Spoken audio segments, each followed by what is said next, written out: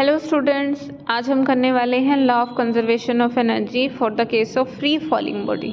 अब freely falling body का क्या मतलब है? फ्रीली मीन्स उस पर कोई एक्स्ट्रा फोर्स नहीं लग रहा, फॉलिंग यानी गिरती हुई। यानी कि अगर आपके हाथ में एक बॉल है और आपने मुट्ठी में एक बॉल पकड़ी हुई है और आप मुट्ठी खोल दीजिए और बॉल नीचे की तरफ जाएगी, that is freely falling body की आपने उस बॉल पे अपनी तरफ से कोई फोर्स नहीं लगाया। तो अब हम एक बॉडी कंसिडर कर रहे हैं। यहाँ ये पिक्चर क्लियरली समझिए कि 3 पोजीशन है हमारे पास। वो बॉडी इनिशियली कहाँ थी? उसका मास है m, इनिशियल थी a पोजीशन पे और a पोजीशन तक हाइट है h। ठीक, मैंने उसको ऊपर से छोड़ा और वो नीचे ग्राउंड पे आ गई, इसने डिस्टेंस कवर किया। तो वो जब ग्राउंड को टच करेगी उसकी पोजीशन क्या होगी? c। और इंटरमीडिएट किसी एक पोजीशन पे हमने देखना है तो भी। अब हम प्रूव करेंगे law of conservation of energy. अब law of conservation of energy क्या कहता है? Law of conservation of energy कहता है कि energy can neither be created nor be destroyed. Energy को आप खुद से क्रिएट नहीं कर सकते, आप भगवान नहीं है। एनर्जी आप क्रिएट नहीं कर सकते, आप उसे ख़त्म नहीं कर सकते, पर एनर्जी को एक फॉर्म से दूसरे फॉर्म में चेंज कर सकते हो। साथ ही साथ टोटल एनर्जी, देखो अगर हम उसको बना नहीं सकते, उसको कम नहीं कर सकते, तो टोटल एनर्जी सेम रहेगी। अगर आपको डेफिनेशन लिखनी हो तो आप सिर्फ ये लिखेंगे that law of conservation of energy states energy can neither be created nor be destroyed and total energy of an system remains conserved. ठीक है, अब देखते हैं, ये पोजीशन आपको समझ आ गई। ए पॉइंट हम शुरुआत करते हैं, एक बॉडी है ऊपर ए पॉइंट पे रेस्ट में है। अभी मैंने हाथ में पकड़ी हुई है ये आपकी बॉल ए पॉइंट पे, ठीक, और ए पॉइंट की हाइट ग्राउंड से कितनी ऊपर है? एच। अब दो तरह की एनर्जी हमने पढ़ी है, एक है काइनेटिक, एक है पोटेंशियल। अब दोनों को निकाल के देखेंगे। काइनेटिक एनर्जी होगी, अब मैंने अपने बॉल अपने हाथ में पकड़ी हुई है, दैट मीन्स वो रेस्ट में है, तो काइनेटिक एनर्जी 0 लिखा हुआ है। पोटेंशियल एनर्जी, इसका फॉर्मूला हमने प्रीवियस लेक्चर में या प्रीवियस वीडियो में किया था। पोटेंशियल एनर्जी इज mgh, तो पोटेंशियल एनर्जी की वैल्यू लिख दी। टोटल एनर्जी कितनी होगी? mgh plus 0 is mgh।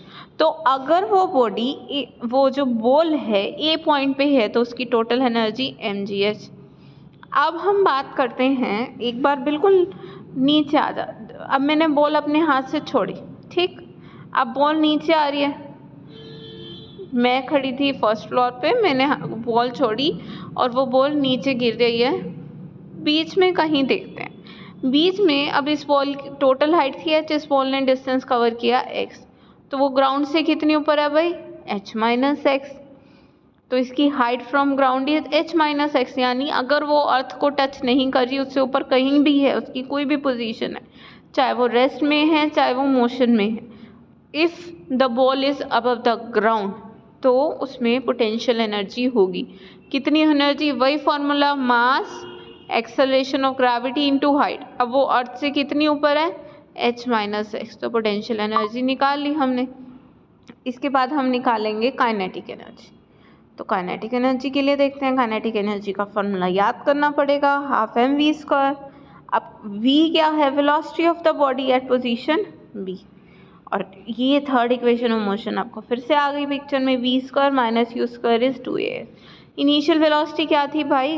Ball थी हाथ में, 0 रेस्ट पे थी, ये हो गया 0, तो वी स्क्वायर किसके इक्वल आ गया? 2gx। ये वैल्यू यहाँ पुट कर दो, तो काइनेटिक एनर्जी कितनी आ गई जी? mgx। कैसे आई? यहाँ देखो कैसे आई।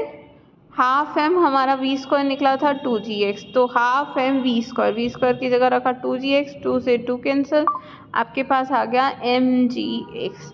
तो total energy of the body is potential energy plus kinetic energy. Potential energy कितनी आई थी? mg into h minus x, और पोटेंशियल एनर्जी mgx ऐड करोगे तो आ गया mgh। देखो अब बॉल ऊपर थी, हाथ में पकड़ी थी ए पॉइंट पे, एनर्जी mgh।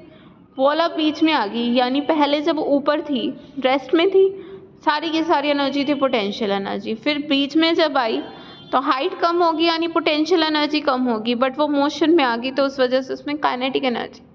तो अब हमारे पास दो एनर्जी आ गई, एक काइनेटिक एनर्जी और पोटेंशियल एनर्जी बी पॉइंट।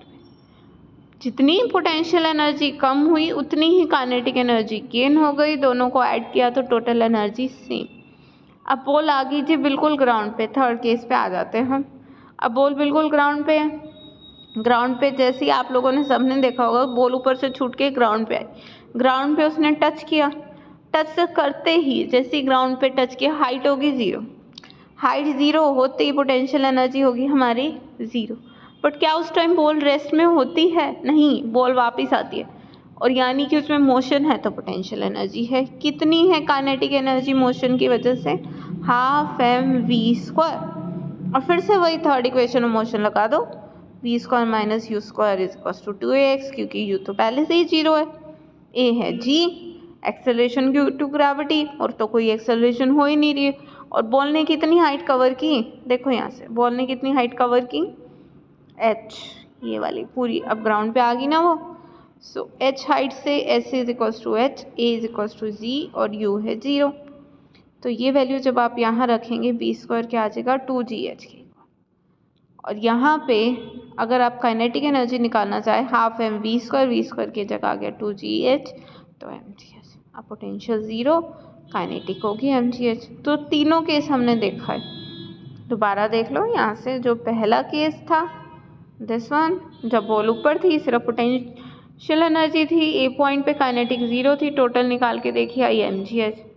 फिर बी पॉइंट पे जब थोड़ी सी पोटेंशियल कम होगी और काइनेटिक गेन हुई, फिर टोटल निकाला, फिर mgh।